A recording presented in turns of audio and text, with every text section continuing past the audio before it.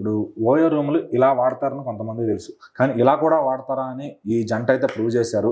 అయితే మన కొండాపూర్లోనే జరిగిన ఒక ఇన్సిడెంట్ అసలు ఒక మొత్తం పోలీస్ శాఖ అందరినీ కూడా ఊపేస్తుంది అనమాట. అంటే ఈ ఐడియా ఎలా వచ్చింది, అసలు వచ్చే యూత్ అంతా కొత్త కొత్త యూనిక్ ఐడియాస్తో వచ్చి వాళ్ళు ఐడియాస్ బాగున్నాయి కానీ వాళ్ళు వెళ్ళే దారి తప్పు కదా. సో అలాంటి ఐడియాలను ఏదైనా మంచి పనికి పెట్టుబడి పెట్టచ్చు కానీ పోలీస్ శాఖ అంతా కూడా కంగారు పడుతున్నారు. అసలు ఆ ఇన్సిడెంట్ ఏంటి, ఎవరు జరిగింది? ఎప్పుడైతే ఒక విషయం తెలిసిందో అందరూ కూడా షాక్ అవుతున్నారు, పెద్దవాళ్ళ దగ్గర నుంచి యూత్ వరకు కూడా.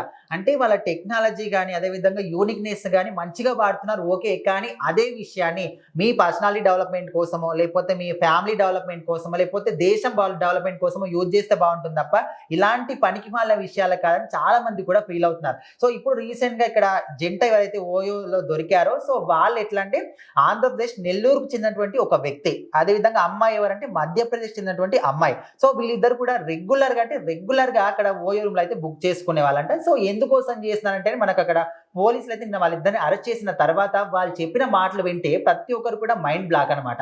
సో అక్కడ ఎందుకు బుక్ చేసుకుంటున్నారు డైలీ అంటే అక్కడ నుంచి గంజాయి సరఫరా చేస్తున్నారు, యూత్ కి అందరూ కూడా సరఫరా చేస్తే అసలు ఎందుకు చేస్తున్నారు, ఈ అవసరం మీకు ఎందుకు వచ్చిందంటే మేము విలాసవంతంగా బతకాలనుకుంటున్నాము, చాలా డబ్బులు సంపాదించుకోవాలనుకుంటున్నాము, అందుకోసమని ఈ విధంగా చేస్తున్నాం అంటే మీకు ఇక్కడే దొరికిందా, ఇంకెక్కడ కూడా దొరకలేదంటే ఇప్పుడు ఓయోలు బుక్ చేసుకుంటే నార్మల్గా అందరూ కూడా ఎందుకు బుక్ చేసుకుంటారు, ఏవో పనుల కోసం బుక్ చేసుకుంటారు. కానీ ఇక్కడ వచ్చి ఇలాంటి పనులు చేస్తే ఎవ్వరు కూడా అనుమానం రాదు, అందుకోసమని ఇక్కడికి వచ్చి మేము ఇక్కడ ఈ దందా చేస్తున్నాం అనే విధంగా వాళ్ళైతే చెప్పారు.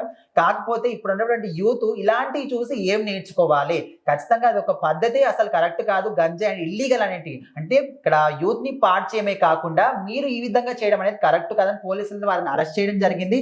సో ఇక మీదటైనా ఏదైనా మీకు యూనిక్నెస్ ఉన్నా, ఏదైనా పని చేయాలనుకున్నా 1కి 10 సార్లు ఆలోచించి ఇది కరెక్టేనా, మీరు ఒకవేళ నిజంగా అక్కడ విలాసవంతంగా బతకాలి, మాకు డబ్బులు కావాలంటే కష్టపడి ఒక ఉద్యోగం చేసి సంపాదించండి. ఇలాంటి ఇల్లీగల్ పనులు చేసి ఇక్కడ గవర్నమెంట్ కానీ మీకు చెడ్డ పేరు తీసుకొచ్చి ఒక ఇలాంటి పనులు చేయొద్దని చాలా మంది చాలా రకాలుగా పోలీసులు కావచ్చు, రాజకీయ నాయకులు కావచ్చు, ఈ గంజాయిని కానీ మాదక ద్రవ్యాలను కానీ ఏ విధంగా కట్టడి చేయాలని ఒక విధంగా వాళ్ళు గొంతు దించుకొని మైండ్లో ఎక్కడెక్కడ ఎన్నో ప్రయత్నాలు చేస్తున్నప్పటికీ మీరు మాత్రం ఈ విధంగా ఏ దానికి ఉపయోగించే రూమ్లను కూడా ఇలాంటి వాటికి ఉపయోగిస్తున్నారంటే ఇంకా వాళ్ళకు మాత్రం వాళ్ళు జైలు శిక్ష వేయడం జరిగింది. మరి ఇలాంటి ఇక ముందట రాకుండా చూసుకోవాలని పోలీసులు కూడా చాలా జాగ్రత్తలు పడుతున్నారు.